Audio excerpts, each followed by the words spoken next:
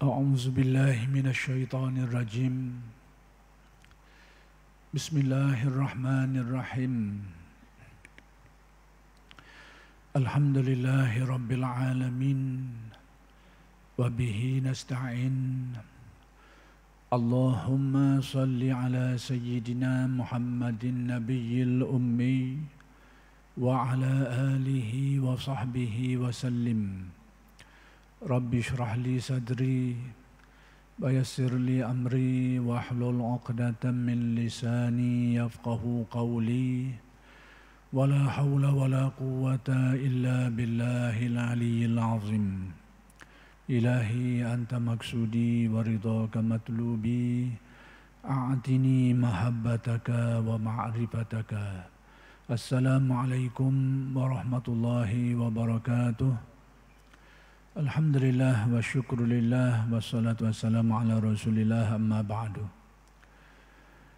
Jadi kita bersyukur kehadrat Allah Subhanahu wa taala yang telah mengurniakan kepada kita nikmat-Nya yang banyak zahir dan batin, khususnya nikmat iman, nikmat taufik, hidayat, makrifat dan seumpamanya.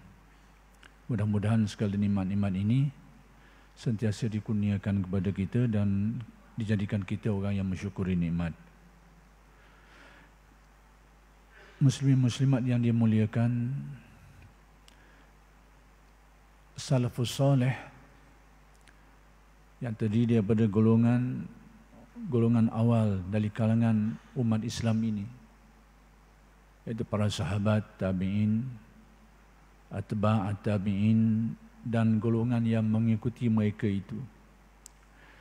Mereka ini merupakan orang yang sangat merasa gembira dengan kedatangan Ramadan dan mereka menghayatinya dengan sebaik-baiknya.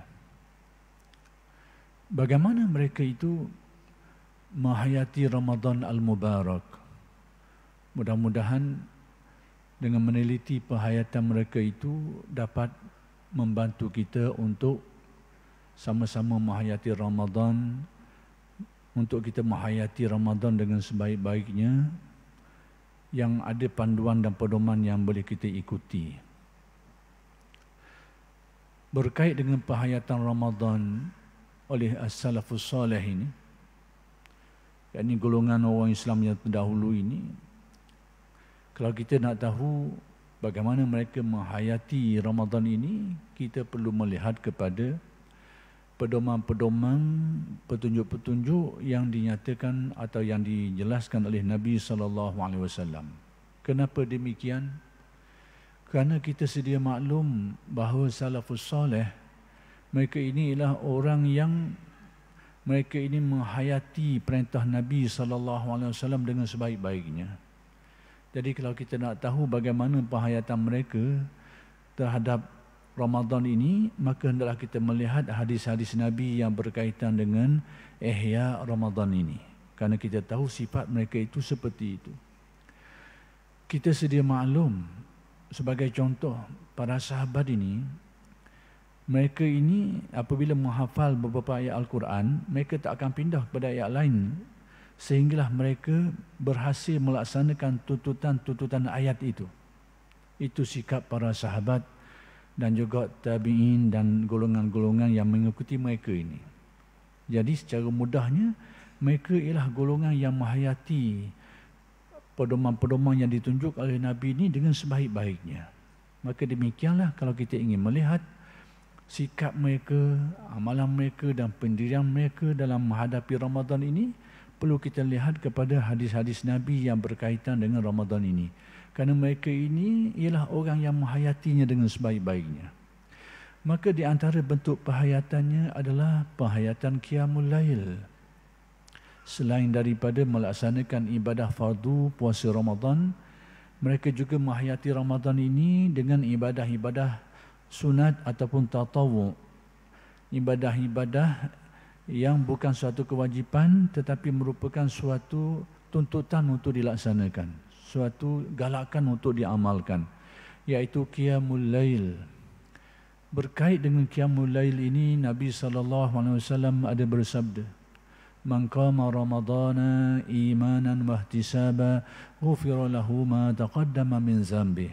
Sesiapa yang mendirikan Ramadan, yakni mendirikan malamnya, menghidupkan malamnya, malam Ramadan itu dengan penuh keimanan, didorong oleh dorongan iman dan didorong oleh dorongan-dorongan kesukaan, kegembiraan, harapan, keyakinan dan seumpamanya, maka diampunkan baginya dosa-dosanya yang telah lalu. Jadi bagaimana mereka ini menghayati, menghidupkan malam Ramadan ini? Maka antara yang mereka lakukan dalam menghayati Ramadan ini seperti yang sedia maklum, iaitu melaksanakan solat tarawih. Zaman awal Islam, Nabi SAW keluar untuk solat di khalayak ramai beberapa malam saja. Seterusnya Nabi tidak lagi bersolat di khalayak ramai ataupun di khalayak para sahabat ridwanullah alaihim ajmain. Jadi para sahabat yang melihat itu terus melaksanakan solat ini, yakni solat tarawih sebagaimana yang dipedomankan oleh Nabi SAW. Mereka melaksanakannya dan tidak ada jumlah yang khusus yang ditetapkan tentang solat tarawih ini. Tidak ada jumlah yang ditetapkan secara nas yang jelas. Nabi memberitahu semestinya begini-begini. Cuma para ulama, alim ulama, fuqaha meneliti dalil-dalil yang ada, lalu mereka mengemukakan pandangan dengan ijtihad mereka itu berkait dengan solat tarawih ini. Sehingga timbullah ikhtilaf, perbezaan pandangan di antara mereka itu, sehingga ada di antara mereka itu mengatakan 8 rakaat, ada yang mengatakan 20, ada yang lebih lagi daripada itu. Jadi pokok pakal itu ikhtilaf di antara alim ulama, maka biarkan ikhtilaf itu pada ahlinya. Yang kita ini iaitu menghayatinya, melaksanakannya. Tak kiralah nak buat 8 ke, nak buat 20 ke. Itu adalah terbuka kepada kita semua ini, bebas. Kerana Nabi tidak ada dalil yang soreh, yang sahih, yang soreh, yang jelas dan terang menetapkan jumlahnya seperti itu. Jadi bila ada khilaf, tinggalkan khilaf itu kepada ahlinya. Yang penting kita laksanakannya. Jangan sampai setengah pihak itu membida'ahkan setengah yang lain. Ini sikap yang buruk. Ini sikap yang tidak baik. Apatah lagi perkara-perkara itu merupakan sesuatu yang dikhilafkan, yang dibahaskan oleh alim ulama. Jangan libatkan perkara ini dengan perkara-perkara yang dinilai sebagai bid'ah dan sebagainya. Ini adalah sesuatu yang buruk dalam agama kita. Jadi kalau kita lihat dari segi sejarahnya, yang menetapkan 20 itu adalah Sayyidina Umar. Zaman Sayyidina Umar, apabila mendapati orang Islam mula bermalas-malasan, berat sikit, lalu diperintahkan supaya solat tarawih ini disolatkan, dilaksanakan secara berjemaah. Yang sebelum itu tidak seperti itu. Diperintahkan supaya dilaksanakan secara berjemaah. Kemudian ditetapkan 20 rakaat. Jadi yang menetapkan ini adalah Sayyidina Umar bin Al-Khattab radhiyallahu anhu. Dah salah ke ketetapan Sayyidina Umar ni? Ketetapan ini boleh kita pedomankan kerana Nabi sendiri beri pedoman kepada kita. Alaikum bisunnati wa sunnatil khulafa ar-rasyidin al-mahdiyyin min ba'di. Hendaklah kamu berpegang dengan sunnahku, kata Nabi, dan sunnah al-khulafa ar-rasyidin al-mahdiyyin min ba'di, dan para khalifah yang bijaksana selepas aku. Para ulama sudah menetapkan al-khulafa ar-rasyidun itu adalah Abu Bakar, Sayyidina Abu Bakar, Umar, Uthman dan Ali, dan ada yang tambah seorang lagi, Sayyidina Umar ibn Abdul Aziz. Jadi apa yang kita turuti yang ditetapkan oleh Sayyidina Umar ini ada saranannya daripada Nabi supaya kita ikut. Dalam hadis lain Nabi menjelaskan, faqtadu min ba'di Abi Bakrin wa Umar. Hendaklah kamu ikut orang-orang selepas aku ni. Siapa dia? Abu Bakar dan Umar. Jadi saya jelaskan ini supaya kita ni jangan sampai menyalahkan itu, menyalahkan ini, membid'ahkan itu, membid'ahkan ini. Buatlah. Kalau rasa selesa lapang, buatlah lapang. Orang berasa nak buat 20, silakanlah. Masing-masing ada pedoman belaka. Yang mengatakan 8 itu merujuk kepada solat malam Nabi. Memang Nabi sebelum Ramadan pun melaksanakan 8 rakaat solat malamnya itu. Jadi ada yang merujuk kepada hadis itu untuk menetapkan 8 rakaat solat tarawih, terserahlah kepada masing-masing menurut faham seperti itu.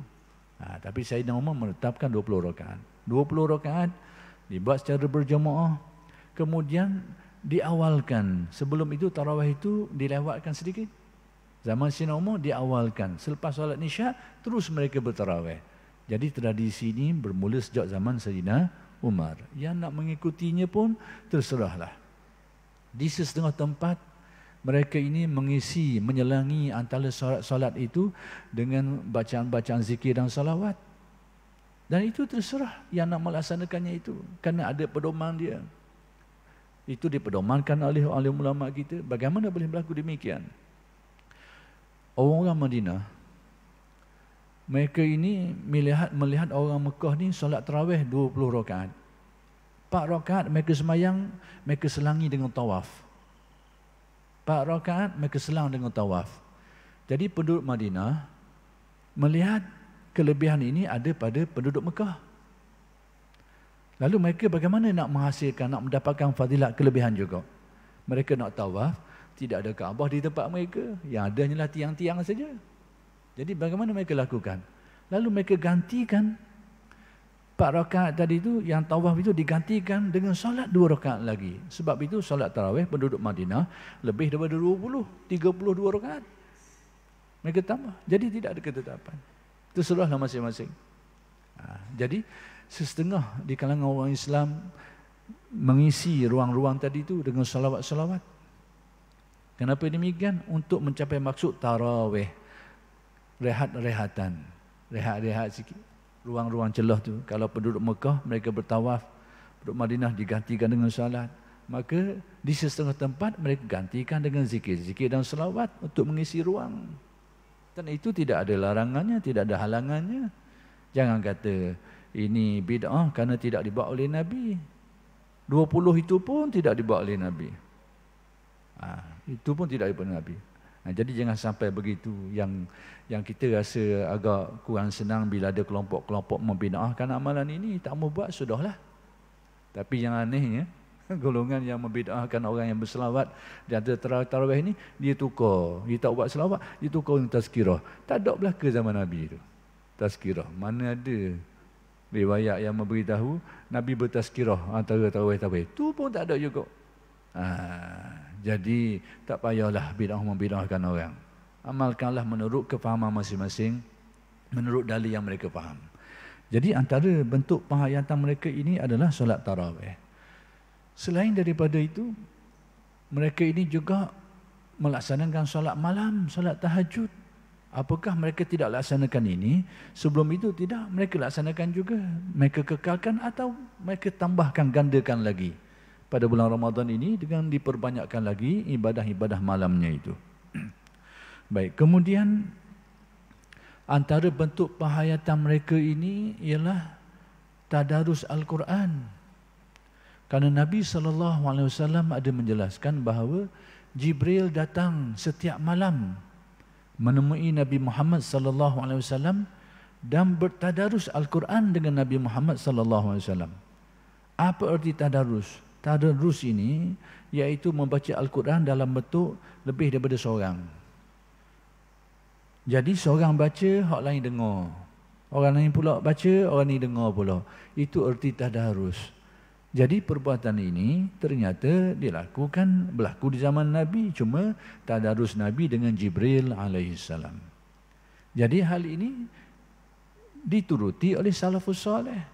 Dan kita patut juga menurutinya dengan bertadarus Al-Quran. Jadi kalau zaman Nabi, Nabi bertadarus dengan Jibril pada waktu malam. Dan tadarus ini tidak ada ketetapannya. Tidak ditetapkan untuk kita semestinya di waktu malam untuk bertadarus. Maka boleh saja dilakukan pada waktu-waktu lain sepanjang bulan Ramadan ini.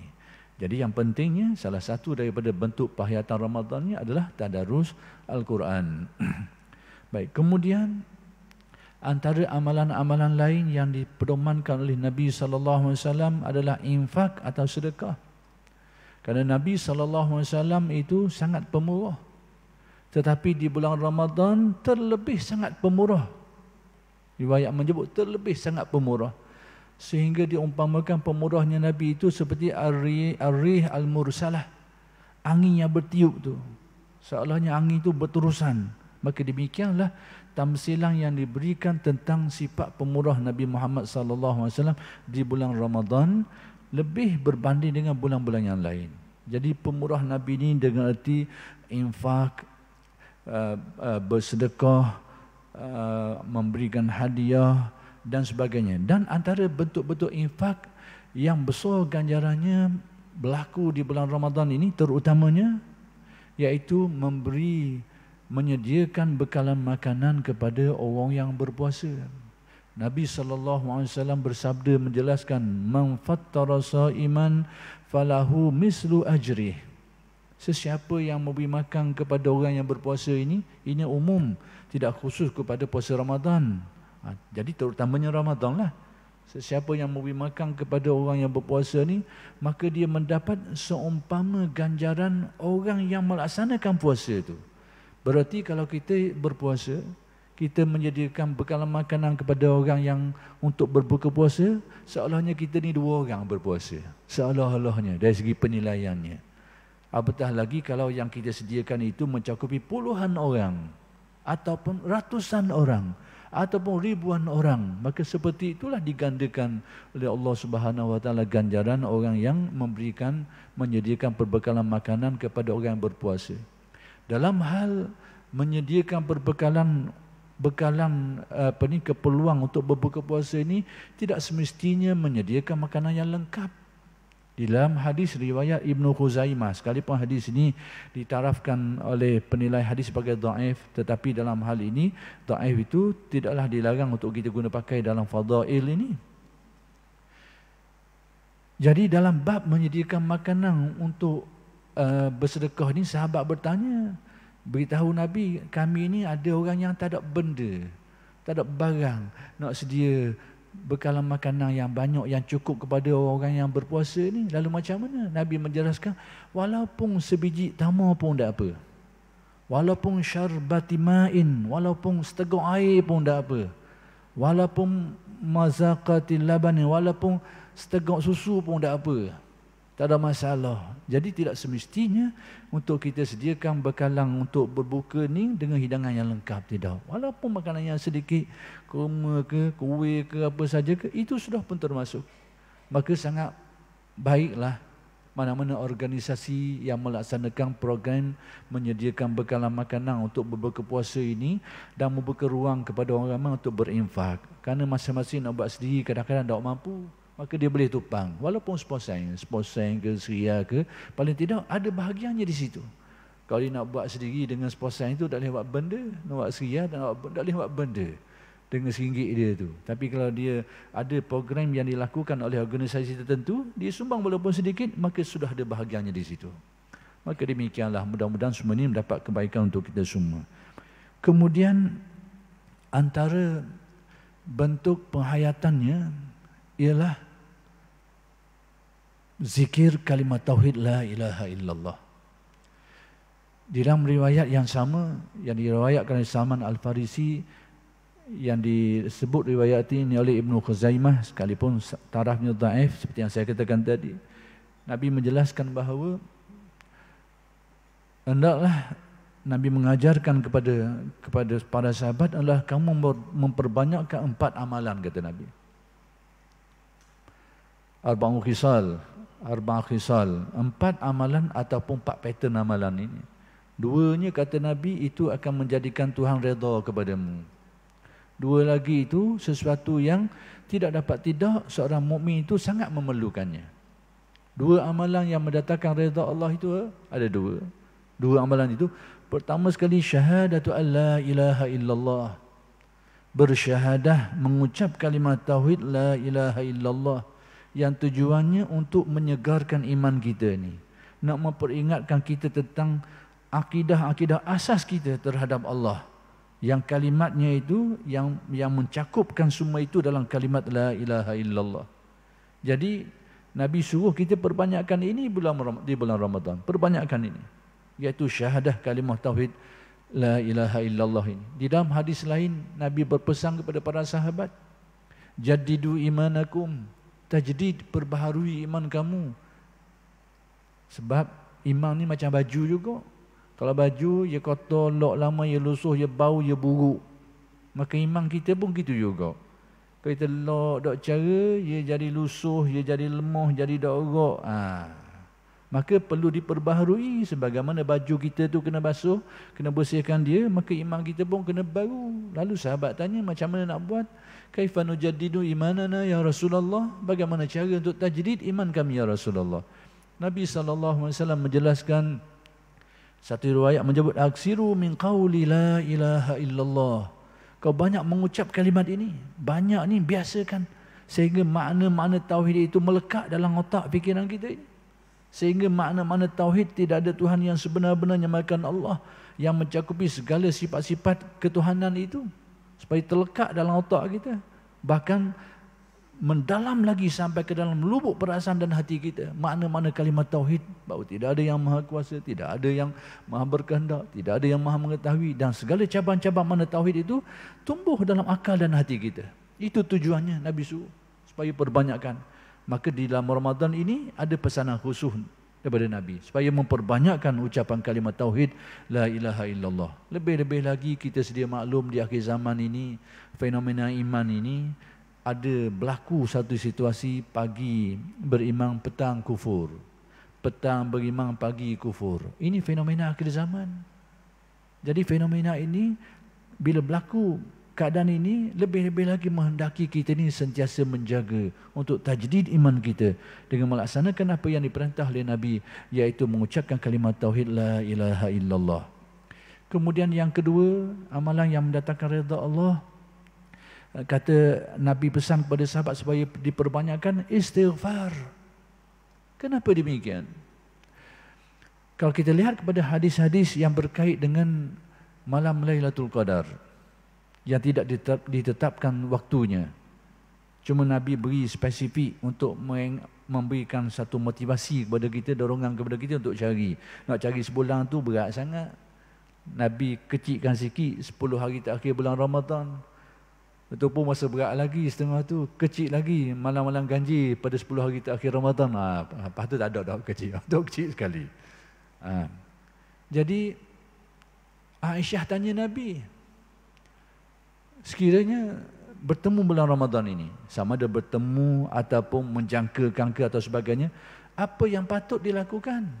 Aisyah tanya Nabi, amalan apa yang patut dibuat pada malam Lailatul Qadar ini? Kita tahulah Lailatul Qadar ini gandaannya 1000 bulan, 73 tahun lebih kurang. Amalan semalam tu gandaannya itu 70 tahun lebih. Jadi besar sekali fadilatnya, kelebihannya. Maka Aisyah tanya, amalan apa yang patut aku lakukan pada malam itu? Apa yang Nabi ajar?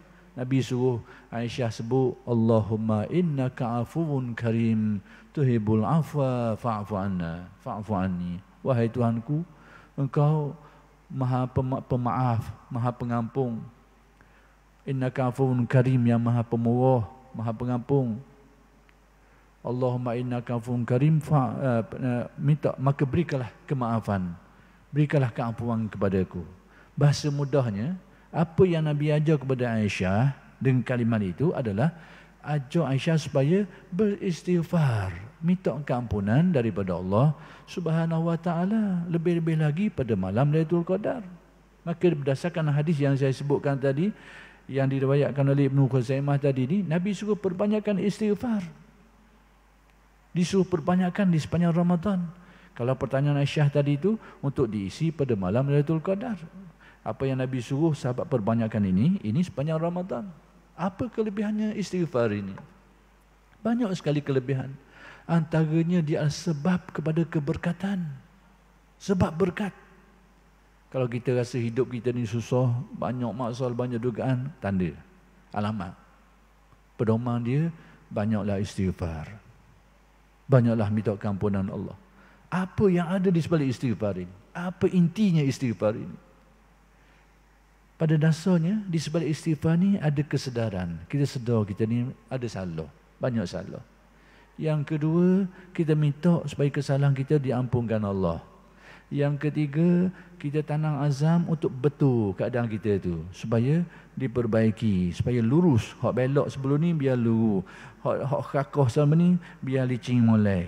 Itu intipati sebalik istighfar. Dan itu yang Nabi ajar. Jadi kelebihannya menjadi sumber berkat.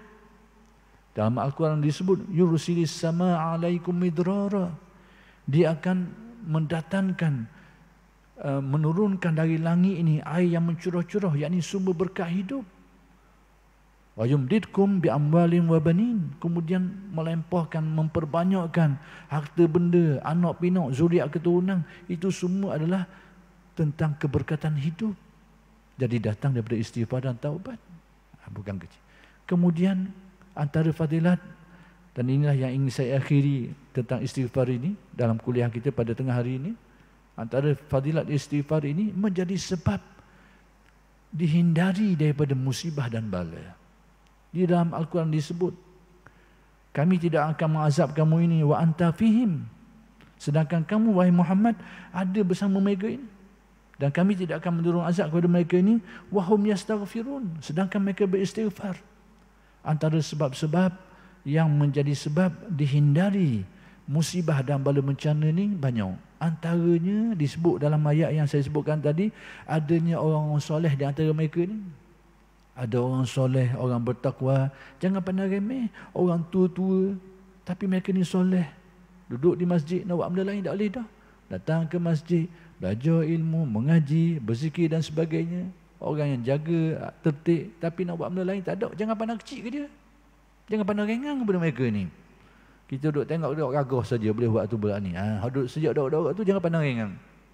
Kata orang tua-tua, tetapi mereka ni jaga amal kesolehan mereka ini. Mereka menjadi sebab dihindarkan Allah daripada musibah. Demikian juga antara sebabnya wahum yastaghfirun. Mereka ini beristighfar, mohon keampunan Allah Subhanahu wa taala. Dan yang terakhir yang ingin saya jelaskan, antara fadilat kenapa kita disuruh oleh Nabi supaya banyak beristighfar tadi tu. Pertama, bersyahadah kalimat tauhid, yang kedua istighfar ni. Kerana dia menjadi sebab kepada terbukanya jalan-jalan pelepasan daripada masalah. Nabi bersabda, man lazamal istighfara ja'alallahu lahu min kulli dhiqin makhraja. Sesiapa yang melazimi istighfar, Allah Ta'ala akan membuka, menjadikan jalan pelepah keluar daripada kesulitan, masalah. Masalah dia nak elok. Hak penting, jalan keluar, jalan pelepas. Jadi sekadar itu sajalah yang dapat renungan yang dapat saya berikan pada kali ini. Mudah-mudahan memberi manfaat kepada kita semua. Aqulu qawli hadza wa astaghfirullahal azim li wa lakum. Assalamualaikum warahmatullahi wabarakatuh.